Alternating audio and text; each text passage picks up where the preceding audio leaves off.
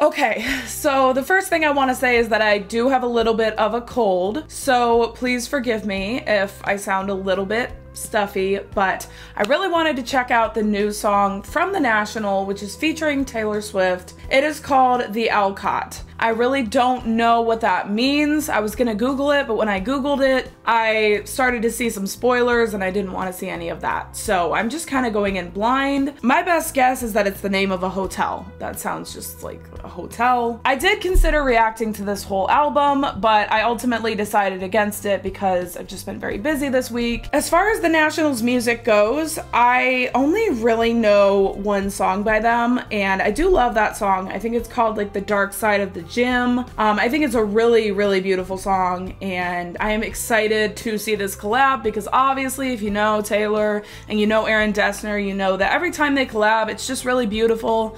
They always have such storytelling, fall, foresty vibes, and it's always kind of like this dark sound, and it's just really cool. So I'm really excited to see what they've been cooking up once again, because they cannot stop working together and I live for it. I hope that they never stop working together. I also know Phoebe Bridgers was featured on a couple songs, so go off Phoebe. Honestly, I might listen to this album or those songs on my own because the only thing I have energy for today is this one song. I really feel like I'm gonna get a very fall vibe from this song, and that's kind of funny because where I live, it is currently spring and everything is kind of reawakening after the hibernation of winter. But something about the title and something about this album cover, I just really feel a fall vibe from it all. I mean, maybe it's because it's called The First Two Pages of Frankenstein, and Frankenstein is a Halloween thing. I really don't know, but let's get into the song.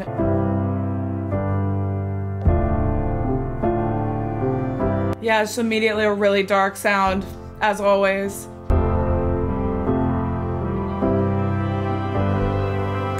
I just want to say, every time The National and Taylor Swift collab, or Aaron Dessner and Taylor Swift collab, I have this vivid image of like driving down a tree-lined street in the fall time. That's immediately the atmosphere that was created around me, so I just wanted to mention that. I get myself twisted in threads to meet you at the Alcott. There's a place. Go to the corner in the back where you'd always be. The imagery already. Writing something about someone who used to be me. And the last thing you wanted is the first thing I do. You tell me the truth. Okay, not me forgetting that Aaron Dessner is not a singer. I did forget that, and I thought that was Aaron's voice. That is not Aaron's voice. Okay, I'm already just really obsessed with the whole atmosphere and the whole imagery that was painted at the beginning of this song. I mean, straight from the first line, we're getting a very vivid story, and that's something I always appreciate. I also just think their voices really complement one another well. They always have. He has this super, super deep, gravelly voice, and with her voice, it just pairs so beautifully. The last thing you wanted. I kind of want to start the song over, but it's the first thing I do. I tell you that I think I'm falling back in love with you. I said, I see you smile. The one thing that does feel like a personal attack was when she came in with the backing Oz. You know me, I love stuff like that. It makes it so much more atmospheric. It adds a layer to the song. You're kind of looking forward to it. It's beautiful. This is really pretty. And I mean, listen, am I surprised? No, I'm not surprised. But I am just appreciating, once again, their collaborations, their songwriting, their storytelling, their sound together, you know, it's really something to behold.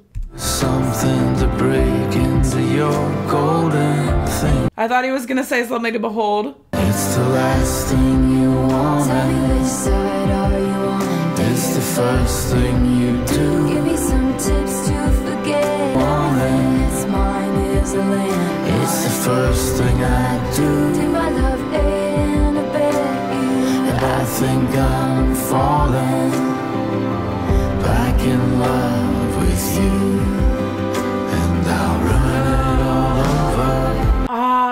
The call and response always gets me. It gets me every single time. Often the best lyrics are in that section that have the call and response.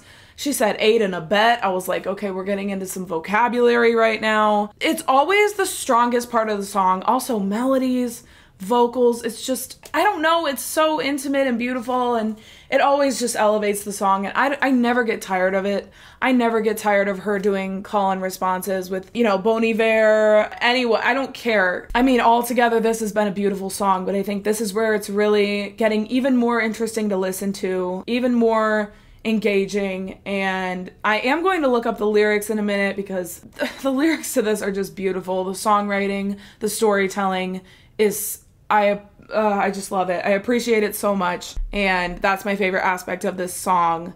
It's very subdued. It's kind of this dark, mellow atmosphere. It's similar to Coney Island and that whole feeling. Side note about Coney Island, I adore that song now, but at the time that it came out, it was one of my least favorites on the album.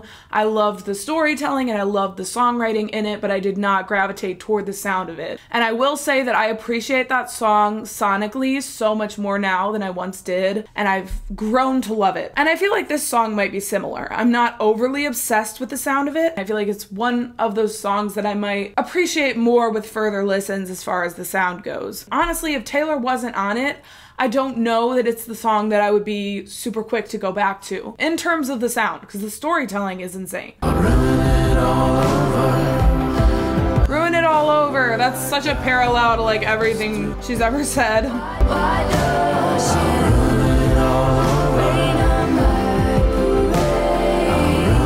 parade? The super light vocals. At my evening gown, read a sentence out loud, 'cause I love this curse on our house. Okay, she said something about a curse on a house. So now I'm thinking the Alcott might be a famous house or something. I really don't know. I don't think it actually is a hotel, but it's clearly a place of some kind. So I will look up the lyrics in a sec. Tell you my problem. Comes on your problem. I love the back and forth. It's mine is a land. It's the first thing I do. Did my love One of my favorite lines of the entire song, I don't know the full line, I wasn't able to gather it, but she said something about a landmine, and I'm obsessed with the delivery there, and the melody is so gorgeous. And again, it sounds like a very imagery-focused line, and I just always gravitate toward that. That's just...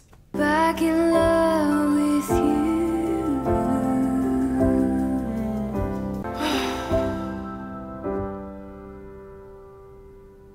I feel very like reflective now and just, you know, I feel an atmosphere around me still that's left over from that song. That was beautiful. I loved the lyrics so much, and the songwriting and the storytelling was exactly like a Taylor Swift song and exactly like what I know from The National, which is just this really specific, poetic, simplistically beautiful imagery. In terms of sound, I feel like it was pretty. I probably need a little bit of time to fully appreciate it because it was more mellow, it was more subdued. You know, there wasn't a lot of peaks and valleys and crazy things happening, and that's totally fine, but it's not always something that I initially grab onto. But I do want to look up the lyrics because there was some storytelling going on and I did not grasp all of it, and I do want to fully appreciate the songwriting because I think that's an elemental part of the song for both artists. The Alcott, why am I thinking of Joe Alwyn? Every time I think of that song title, I think of him.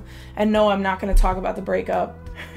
Okay, so full disclosure, I always forget that Aaron Dessner is not the lead singer of The National. He is actually like the guitarist and a songwriter, I believe, but he is not the vocalist. That is Matt Berninger. So shout out Matt Berninger. I get myself twisted in threads to meet you at the Alcott. Immediately starting with beautiful words. I get myself twisted in threads. You already feel sort of this anxiety in the first line. I'd go to the corner in the back where you'd always be, and there you are with your golden notebook, writing something about someone who used to be me. So it's already reflective. It's very obviously this person is in pain over the loss of a relationship. What is the Alcott? Let's see. Okay, it is a hotel bar.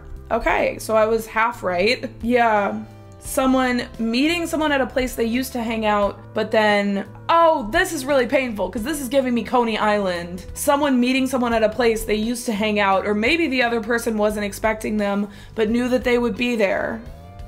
So that's kind of the opposite. Is that not the opposite of Coney Island? I mean, Coney Island opens with the line, break my soul in two looking for you, but you're right here. And then this, I get myself twisted in threads to meet you at the Alcott.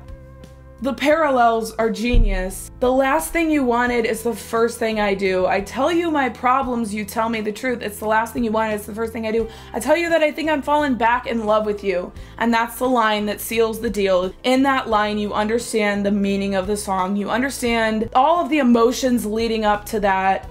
And it just is the heart of the song. And then there's the call and response, which is my favorite part of the song. Tell me which side are you on? Give me tips to forget you. Have I become one of your problems? And then some of my favorite lines. Everything that's mine is a landmine. That is my favorite line on the entire song. The delivery and the melody behind that was gorgeous. And I'll ruin it all over. I'll ruin it over for you.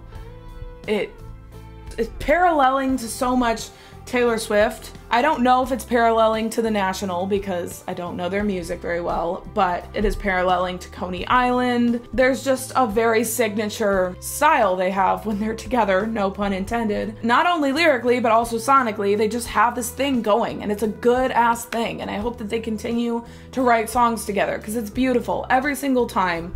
It's beautiful. I will never get tired of hearing them collaborate. I will never get tired of hearing Taylor Swift in general, but especially with these other talents in the songwriting business. Yeah, someone said Coney Island and the Alcott are timeless songs. I fully agree. Again, I didn't love Coney Island sonically for a little bit, but now that I love it, I feel like it's one of those songs that is timeless for me now. I genuinely do think that this has a potential to be another Coney Island. I really, really do. And Coney Island, I'm sorry that I ever doubted you because you're perfect. And I'm grateful for you. I would be really curious if you've heard the album. Is it any good? Is it worth listening to? Thank you so much for watching, for being here. Feel free to like and subscribe if that's something you're interested in. And I will see you guys in the next video. Bye.